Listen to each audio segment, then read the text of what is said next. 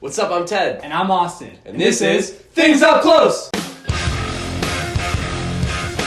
And what do we have for our audience today, Austin? Velcro. Because shoelaces are overrated. Let's check it out. So Ted, what's our movie of the week? Parasite by Bong Joon-ho. No way. South Korean film. Whoa. Winner of 4 Oscars, including Best Picture. What? I know. Crazy. Crazy. Austin, what's happening in the world today? Well, Ted, you may not know this, but we're in the middle of the Cairns Cup, an all-women's chess tournament happening in St. Louis, Missouri. All women's?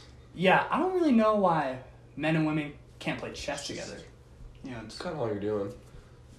but who am I to say? Good luck, ladies. Well, that's all we have for you today. We'll see you next time when we look at The Mona Lisa. only on Things Up Close!